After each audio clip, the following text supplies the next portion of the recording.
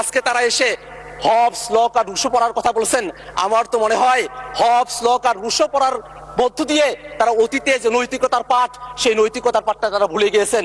5ই October আজকের স্বরাষ্ট্রমন্ত্রী সালাউদ্দিন আহমেদ সেই সময়টাতে তিনি বলেছিলেন, গণভোট, জনগণের তরফ থেকে যে রায় আসবে সেই রায় সংসদের প্রত্যেকজন সদস্যকে মানতে হবে।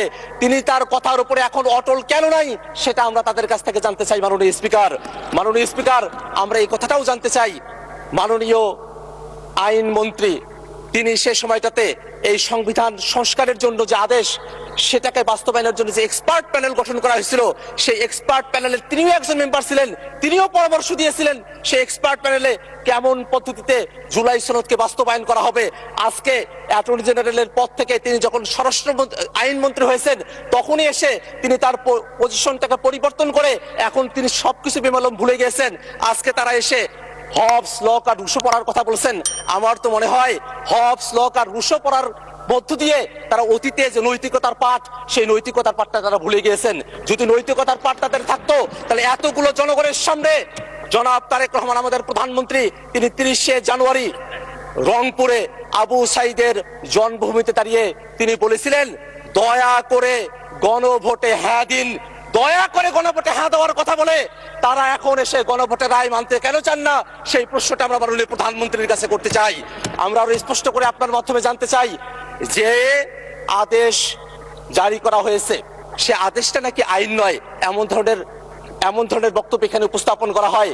অথচ বাংলাদেশ সংবিধানের 152 নম্বর আর্টিকেলের মধ্যে একটা আদেশও যে আইন হতে পারে সেই ব্যাপারে সেখানে স্পষ্ট নির্দেশনা দেওয়া আছে। মাননীয় স্পিকার, তারা বলছেন আদেশ তো আইন নয়, অসাংবিধানিক। এটা ধৃষ্টতাপূর্ণ বক্তব্য।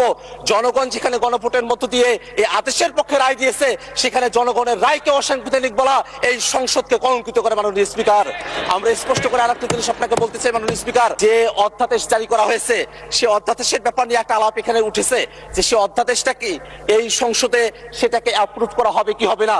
সেই অধ্যাদেশ এই সংসদে অ্যাপ্রুভ করা হোক আর না হোক, ফ্যাক্ট অ্যান্ড ভ্যালিড অনুযায়ী, সেই অধ্যাদেশ অনুযায়ী যে গণভোট হয়েছে, সেই গণভোট যে বৈধ, সেই গণভোটকে অবৈধ বলার কোনো সুযোগ নেই। মাননীয় স্পিকার, আমরা আর একটা কথা বলতে চাই মাননীয় স্পিকার, যে অধ্যাদেশের কথা আপনারা বলছেন, অধ্যাদেশগুলো এই সংসদ উত্থাপন করা হয়েছে, সেই অধ্যাদেশের মধ্যেই জুলাই সনদ বাস্তবায়নের যে আদেশ, সেই আদেশটাকে রেফার করা হয়েছে।